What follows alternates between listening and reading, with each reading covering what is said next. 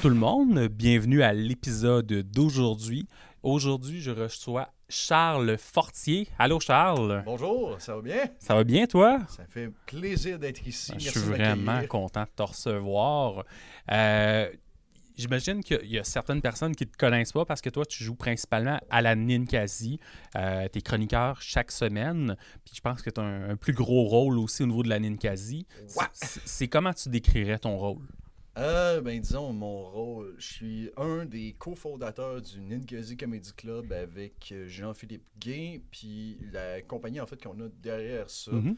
s'appelle Rire en Fût, qui est en fait, on l'a pas fondé, en OK. fait on l'a repris de d'autres personnes, mais on a repris ça en 2020, en juin 2020.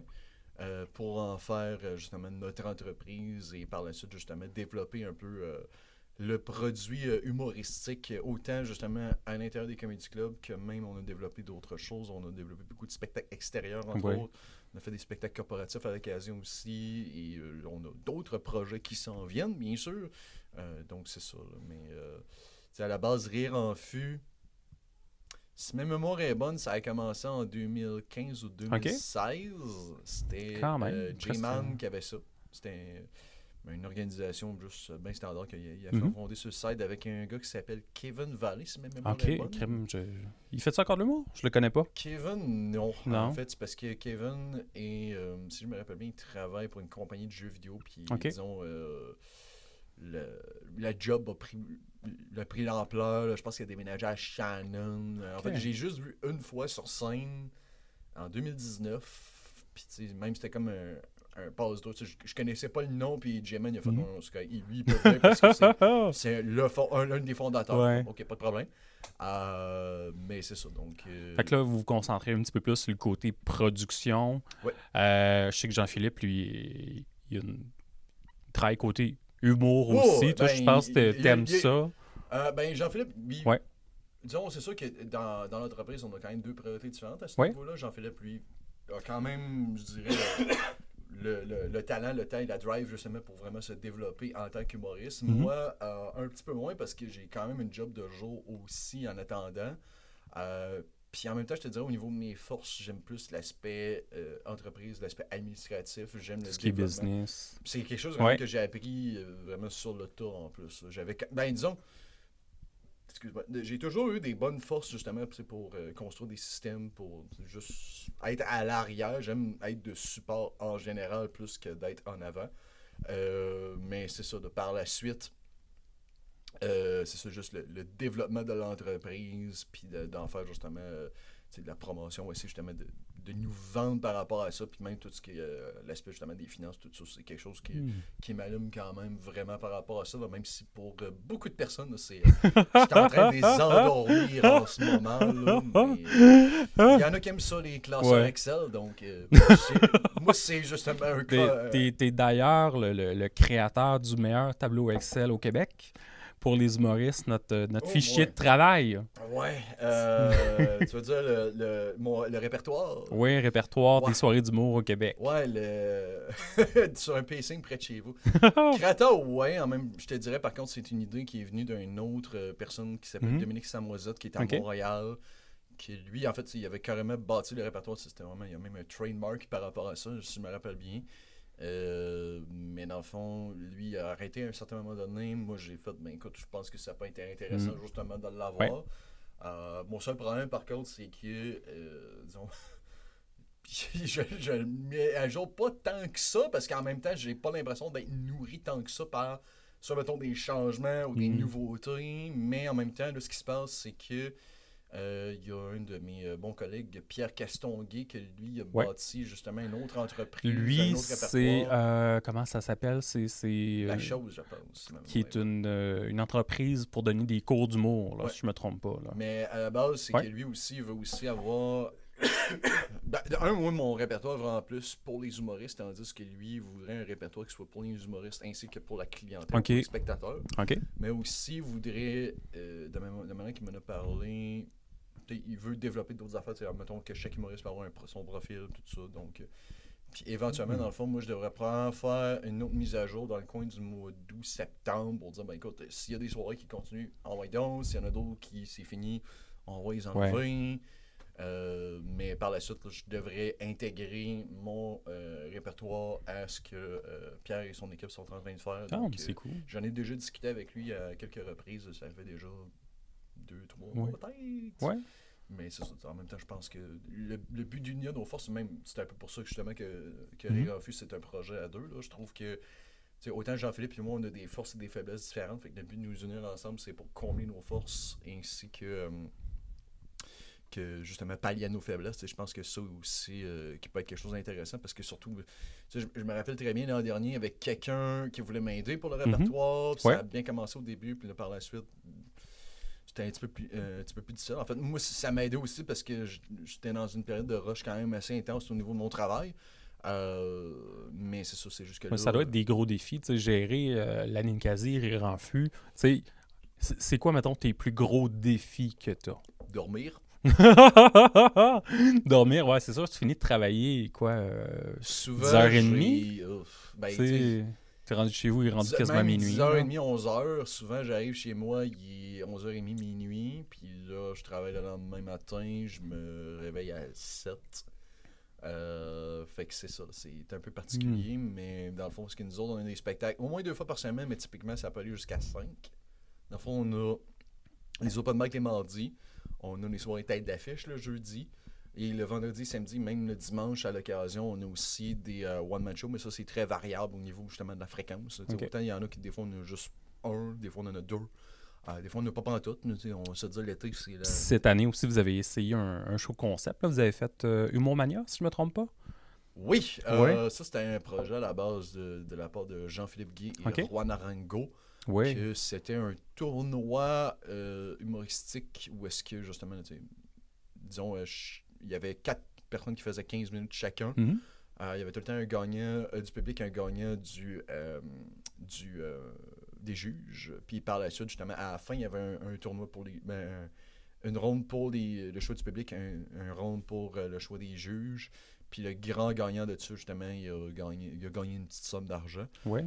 C'est qui finalement qui a gagné? Si ma mémoire est bonne, c'est William Bernacais. Ah, ben oui. Qui a quand même gagné aussi un Olivier pour, je pense que c'était un podcast avec texte. Si ma mémoire est bonne, je suis pas sûr. Ah, ça se peut. Mais c'est quand même quelqu'un de grand talent. Là, oui. Moi, je me rappelle son gag avec... c'est quelqu'un qui est amputé à cause d'un cancer. Là, puis je me rappelle son gag avec sa jambe. Oui. Il l'enlève. Là. C'est magique à ce niveau-là. Moi, je vais me dire, c'est un peu innocent, là, mais ma grand-mère était amputée, puis mon héritage, c'était sa jambe. Intéressant. Tu vas me dire, c'est innocent, mais j'étais comme, j'ai le goût de se faire signer. Écoute, j'espère que c'est une jambe qui a déjà de la valeur. C'est une jambe de bois en métal en plastique. En espèce de bois avec un caoutchouc par-dessus. Mais... c'est rien que pour le gag, là, mais c'est complètement débile. Écoute, c'est intéressant qu'elle ait légué ça. Et non pas, je sais pas, une somme d'argent. Non, malheureusement, elle avait pas d'argent, mais elle avait une jambe de bois. Intéressant. Fait qu'avec la NIN, ça va bien. Là. Avez-vous d'autres projets qui s'en viennent? Je pense que cet été, vous allez avoir quelque chose pendant c'est-tu les fêtes de la francophonie? Vous allez avoir quelque chose? On a un spectacle de... Non, c'est pas la Nouvelle-France, en fait. OK. C'est un spectacle qui est vendredi prochain, en fait, que c'est un roast d'une personnalité historique. C'est vraiment plus Jean-Philippe qui a géré ça de son côté. Je pense que c'est James Wolfe, mais je suis pas certain à 100%. Fait que ça va être une petite surprise là, pour les gens qui vont arriver là. Oui, ben... Écoute, malheureusement, tu me demandes vraiment pas les questions à la bonne personne parce que Jean-Philippe a pratiquement tout géré ça de son côté. Mais il y a quand même justement un bon line-up ce show-là parce qu'il y a Brian Piton, Val Belzile, Magali Saint-Vincent, Jean-Philippe Guy et comme tête d'affiche, il y a notre Roastmaster général au Québec, ce cher Charles Deschamps. Oui. Donc, ça risque d'être justement vraiment très intéressant à ce niveau-là. Sinon, je te dirais, tu sais, les projets estivaux qu'on a, c'est plus des spectacles extérieurs. Donc, on a eu 3 cette année à Pont-Rouge. OK. Je pense que c'est la 3e année de suite qu'on en a 3. C'est tout le temps 3 jeudis de suite. Fin du mois de juin, début du mois de juillet.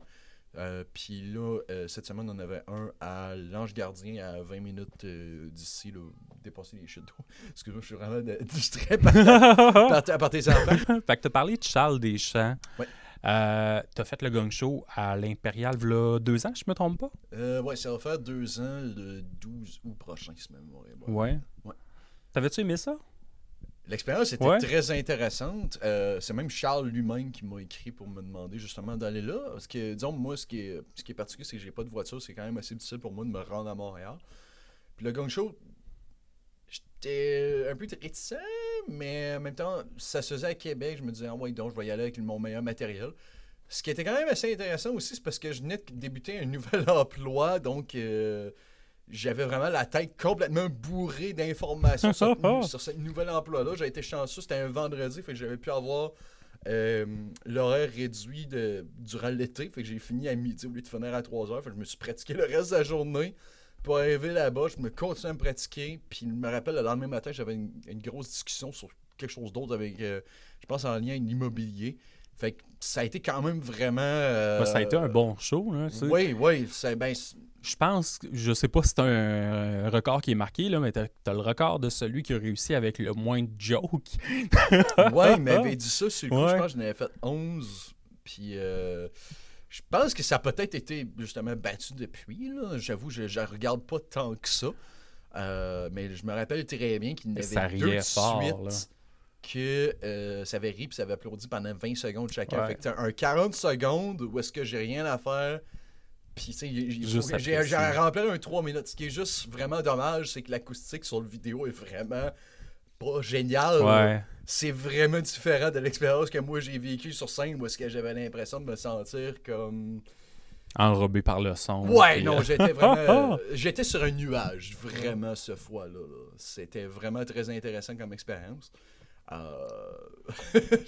Je le suggère fortement à tout le monde, en fait. C'est vraiment une belle expérience. C'est juste de vivre cette adoration, ce sentiment d'être, justement, d'être apprécié pour le travail que tu as accompli.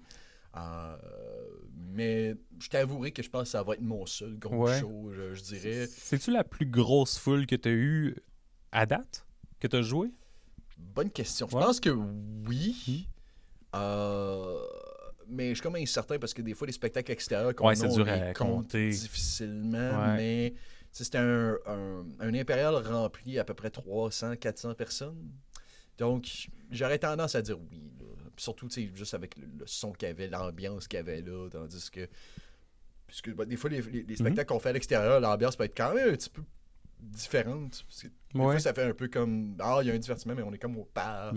Ou, il y en a qui écoutent, mais il y en a qui c'est beaucoup plus distrait. Puis dans le fond, C'est quelque chose que tu as de la misère des fois, toi, gérer le monde à l'extérieur ou tu fais comme, bon, je fais ma job. Ouais, puis je dirais, je fais ma job. Puis, tu sais, écoute, ceux qui aiment ça, ils aiment ça. Ceux qui aiment pas ça, puis j'étais comme, ben, tu sais, tant qu'ils me jettent pas des tomates, ça va bien aller, je te dirais. Mais, disons, ça peut arriver des fois, bien sûr, que là, tu vois que ça marche vraiment pas. Ouais. Mais des fois, écoute. Mais parlant de jeter des tomates, là, tu sais, t'en as vu du monde passer à Ninkasi, là.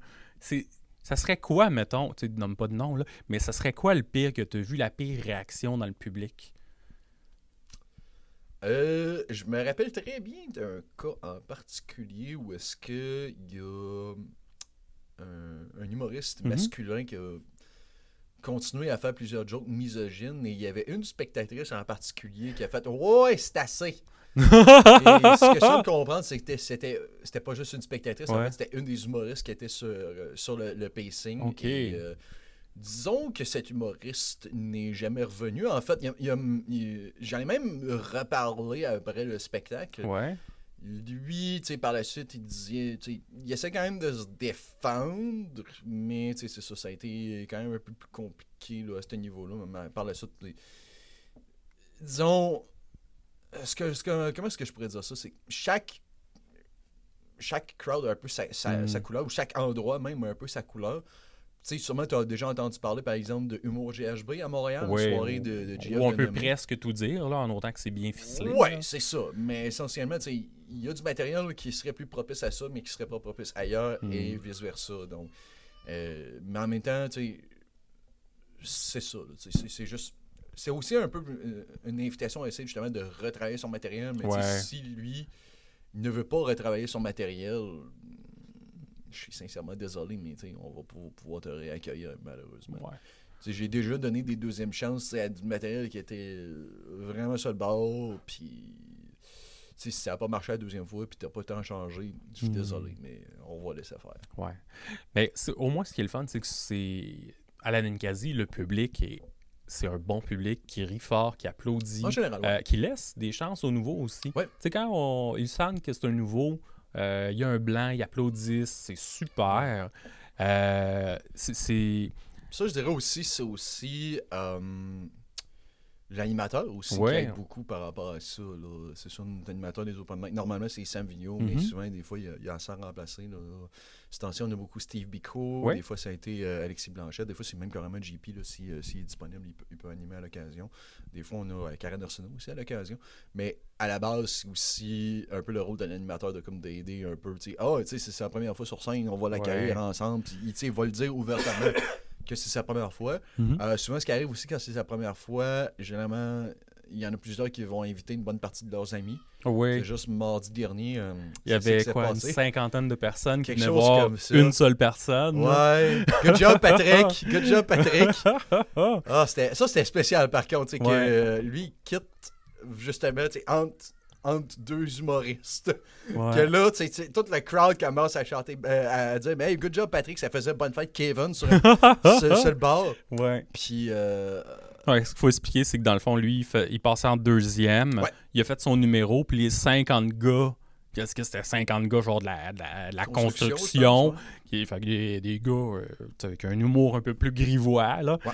Hein, que c'est sûr que après, ça a cassé qu'on est rendu dans l'humour féministe. oui, Mais, tu sais, ça, c'est c'était- Radicaliste, Alice Lefebvre qui était là. Exact, puis, c'était vraiment pas de la faute à Radicaliste, c'était juste la crowd d'un seul gars. Tu sais. c'est surtout, Ouais. en plus, ben, tu sais, son début était là-dessus, mais par la suite, c'est parce qu'elle parlait de l'escalade, puis il y a juste une personne qui a pu relate Ouais, dans le crowd, donc... c'est bien dommage quand ça arrive, malheureusement, mais bon, c'est des choses qui arrivent, hélas. Puis, tu sais, regarde, même moi, après, là, j'ai essayé d'embarquer justement avec le matériel que j'avais. En général, j'essaie quand même de toucher un peu à tout, de faire une espèce de crescendo aussi au niveau de l'intensité. Je te dirais, mon grivois arrive généralement vers le 70. Parce qu'on n'a pas parlé de ton genre, là, mais ton Non, genre, vraiment pas. On a parlé de la Ninkasi. Es-tu en train d'assumer mon genre, toi, là? Un homme cisgenre liner. Fait que tu fais, Ah, misère. fait que tu fais surtout du liner. En effet, ouais. Ouais. Donc, c'est quand même un trajet que j'ai eu avant de me rendre là, parce qu'à la base, ok, je vais même recommencer, c'est vraiment aller vraiment au début, parce que dans le fond, quand j'ai été embarqué dans Rire en Fût, moi, initialement, c'était vraiment plus pour l'aspect administratif de la chose. C'était pour justement aider J-Man justement dans l'aspect du booking, parce que lui, c'était quelque chose qui avait beaucoup de misère.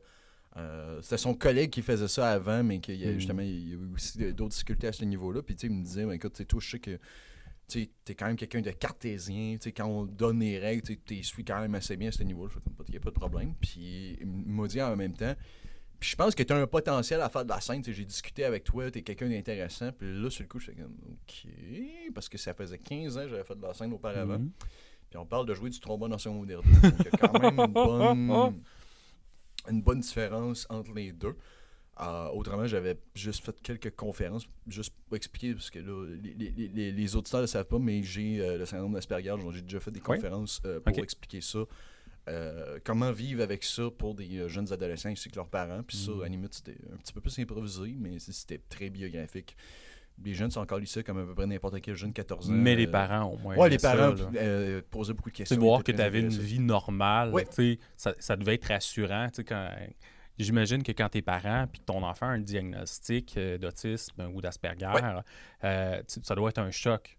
En Mais effet. tu sais, voir que tu as une job, tu as un côté artistique, tu as une vie. Ben, le côté carrément artistique n'était normal, pas là. là à ce moment-là, mais c'est aussi que tu sais, veux pas, justement, le diagnostic du syndrome d'Asperger ou du TSA, whatever, a quand même beaucoup changé entre le temps que je me suis diagnostiqué il y a une trentaine d'années Et justement, j'ai fait mes conférences, ça fait peut-être il y a 10 ans, là, à peu près.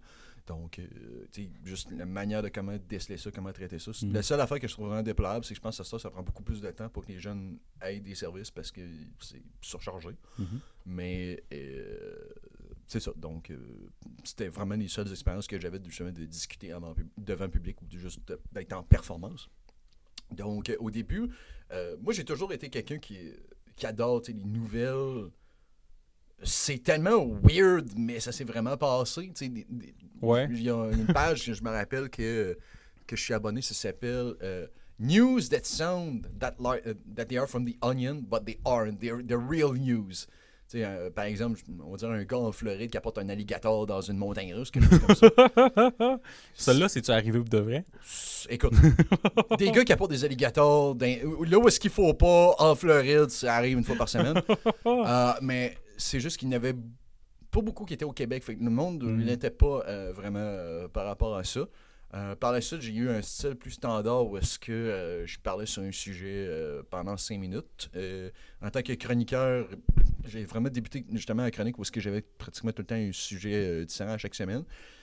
Il y en a, ça rentrait bien, mais souvent, il y avait juste un très bon gag, puis le reste, c'était... il a fallu que je coupe dans mes affaires, ou mettons, ce que je disais, le monde ne relatait pas. Moi, c'était... Un gros défaut que j'avais au début, c'était keep it simple and stupid, parce que le crowd, déjà, il y en a qui ont pris de la boisson en plus.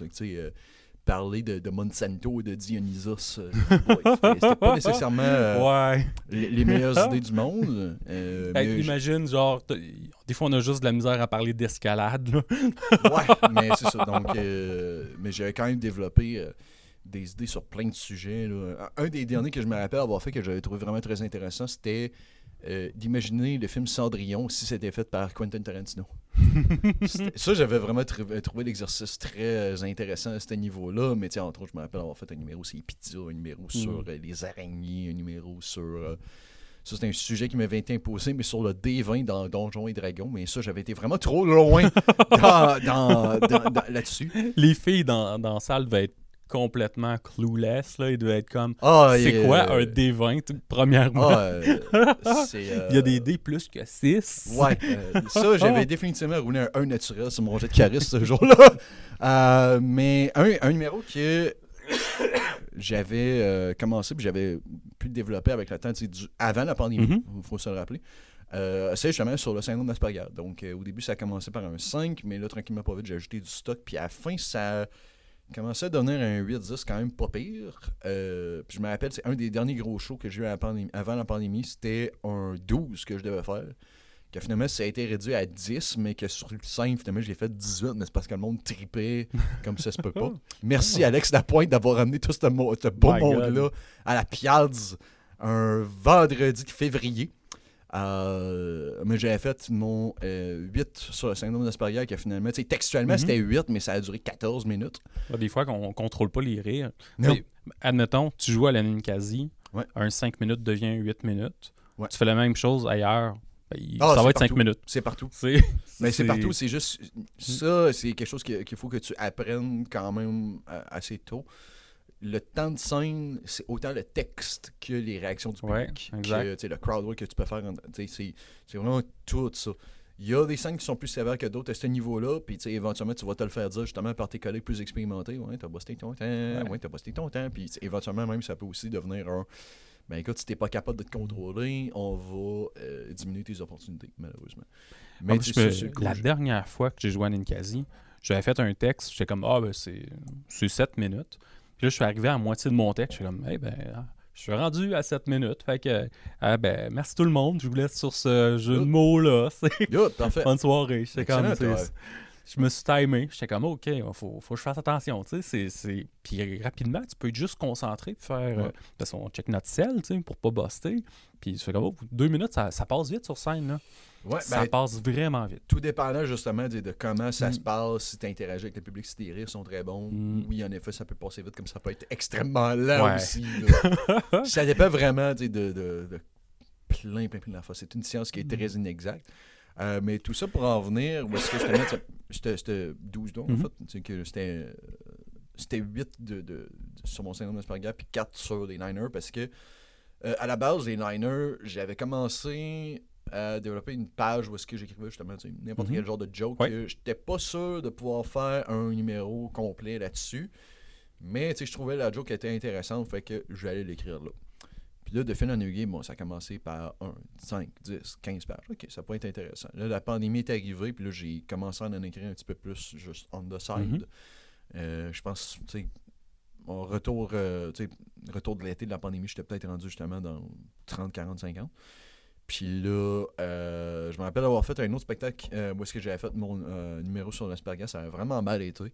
Puis par la suite, j'ai voulu me focusser plus justement sur le line-up parce que je commençais à en écrire de plus en plus. Puis de fil en aiguille, justement, là, le nombre de pages de mon fichier a commencé à monter dans les centaines. Puis là, même je suis rendu... Ah ouais? oh, T'as combien de jokes, mettons, d'écrits? oh boy. Honnêtement, ben, c'est ça qui est un peu tannant à dire parce que j'ai checké mes fichiers, parce que là, j'ai même divisé ça en fichiers d'une centaine de pages parce que ça devient trop lourd à lire, mais définitivement, je pense que c'est dans le coin de 1500 pages. Aïe aïe. Puis Quand même. normalement, Ouais. c'est à peu près 17 jokes par page. Fait que, tu sais, Ouais. je pense que j'avais fait le calcul de pas tellement longtemps. Je pense que j'étais rendu à 25 000, mais tu sais, à quel point c'est des jokes justement qui sont présentables. Tu sais, il y en a, tu sais, c'est quasiment juste... Il y a de quoi, là, je pourrais peut-être le travailler un peu plus, mais... Tu sais, pour l'instant, ou ben, tu sais, des fois, il y a des affaires que j'écris, je fais comme, qu'est-ce que j'ai. Tu sais, souvent, j'écris quelque chose, mais je vais y revenir seulement quelques semaines plus tard Ouais. pour le travailler, puis je fais comme, qu'est-ce que j'ai écrit là, moi, là, sur quelle substance que j'étais. Mais, tu sais, ultimement, tu sais, le nombre de liners que j'ai fait sur scène, puis que, tu sais, qui n'ont aucune bonne réaction, tu sais, je peux être à 60, je te dirais, là, tu sais, il y a beaucoup de terri. Ah ouais, c'est sûr qu'on en jette du gag. C'est là. ça, On a là, pas le c'est choix, sûr là. et certain. Tu sais, à la limite, au pire, je reprends l'idée plus tard, je la retwist un peu sur une autre manière, mais c'est juste que tu sais, le beat d'écriture que j'ai normalement, tu sais, c'est un peu pour ça justement que le plus gros défi que ces temps-ci, c'est que j'ai de dormir parce que soit je suis au travail, soit je gère justement tu sais, le Ninkasi Comedy Club ou ben j'écris. Je fais pas grand-chose d'autre, honnêtement. Parce que c'est ça, dans le fond, souvent justement lundi ou le mercredi, parce que je sais que j'ai jamais de spectacle, mais je reviens chez nous, je vais écrire pendant quelques heures, généralement jusqu'à la tombée du soleil, puis après ça devient un petit peu plus difficile pour moi, puis après ça, des fois, je fais d'autres petites affaires ici et là, souvent, je vais justement travailler sur ma business, parce qu'ultimement, étant une entreprise légitime, on a quand même, justement, des numéros de taxes, on a des factures. Faut faire tes impôts aussi. Ouais, définitivement. Je le suggère à tout le monde de les faire, c'est pas évident. Faut pas trop attendre la dernière Vraiment minute. pas. Là. C'est pas cool. Ben, dis-toi en plus, nous autres, on a typiquement quelque chose comme une bonne dizaine de factures à gérer par semaine en plus. Qu'on reçoit, puis tout ça. Donc, tu sais, des mois où est-ce qu'on est à 40-50 factures, c'est rien. Là. C'est commun, je te dirais. Là. Donc, il y a tout ce traitement-là. Puis, des fois, c'est aussi de développer des nouvelles idées, puis de discuter justement avec, surtout avec Jean-Philippe. Pour, mettons, essayer peut-être de tester une autre affaire. Juste demain matin, j'ai un déjeuner d'affaires. Ça tombe bien, je suis durant mes vacances, mais même durant mes vacances, je travaille quand même sur mon entreprise. Ou, tu sais, juste dans pas très longtemps, en fait, je suis sur le Comédia Fest. Le mercredi 7 août à 22h30 où est-ce que je suis sur le Geek Show de Pierre-Luc Racine et Guillaume Pelletier. OK. Donc, depuis le début de mes vacances, il y a 2 semaines, je fais quasiment juste écrire des jokes de Mario, Seigneur des Anneaux, Harry Potter, Star Wars, des affaires de même. Je commence justement à la trouver un petit peu plus difficile parce que, disons, j'ai vraiment exploré, j'essaie d'explorer le plus de sujets possible par là, mais en même temps, j'étais comme, à quel point c'est trop niche ce que j'étais en train d'écrire là. Il y a pas des affaires que je peux pas tester ailleurs. Là. Tu peux juste le faire avec un public geek. Tu arrives avec des jokes de Seigneur des Anneaux à la Ninkasi. Ben, on va se dire. 20 personnes sur 80 qui vont avoir le référent. Ah, c'est ça. Même pire que ça, tu sais, je veux bien me faire des jokes sur le méchant soleil dans Super Mario Bros 3, qui s'en rappelle encore. Ouais. C'est pourtant un des ennemis les plus mémorables de ce jeu-là, mais on s'entend. J'avoue, ça fait 30 ans. Là. 1988, c'est sorti l'année de ma naissance. Quand même. Quand même, crime, c'est... Ouais. 35 ans. Sinon, côté projet, oui, t'as le Geek Show qui s'en vient. Ouais. T'as la Ninkasi, que ça roule bien les mardis, les Ça open mic. continue les comme d'habitude. jeudis. Ça devrait même continuer à rouler vraiment très bien là, Ouais. durant l'automne, là, même. Tu sais, là, c'est toujours plus tranquille durant l'été. Mhm. Tu sais, autant au niveau des spectateurs que juste des spectacles qu'on a durant la fin de semaine, mais tu sais, durant l'automne, il y a, je pense, une couple Ouais. de semaines où est-ce qu'on va avoir trop. Excuse-moi. On devrait avoir plusieurs fins de semaine où est-ce qu'on devrait avoir le vendredi, le samedi et le dimanche Ah, pour avoir crème, des shows. c'est cool. Donc, je vais être bien occupé ces fins de semaine-là. Fait que là, y a-tu des spectacles que t'as hâte? As-tu des noms que ça fait longtemps que t'as vu, que t'as hâte de voir? Ben, tu sais, il y a des noms que je peux pas nécessairement mentionner parce qu'ils sont pas encore bookés. publiquement. Ben, en fait, ils sont bookés, Ouais. mais tu sais, la billetterie n'est pas encore ok. prête. OK. Puis, tu sais, des fois, c'est juste. Faut comme attendre que ce soit là avant qu'on l'annonce. Mais tu sais, je te dirais. Ben, on a Joe Guérin une nouvelle fois pour Ah oui? son spectacle. Ça s'écrit pas de même parce que c'est écrit Go Guérin au lieu de Joe Guérin. Que ça a été bien intéressant la première fois, puis non, la deuxième fois, ça va être super le fun aussi. Je te dirais, t'as qui d'autre qu'on a spontanément dans j'aurais dû regarder un peu plus dans mes Ouais. affaires. Mais tu sais, c'est sûr, on a des noms très intéressants, mais certains que je peux pas dévoiler.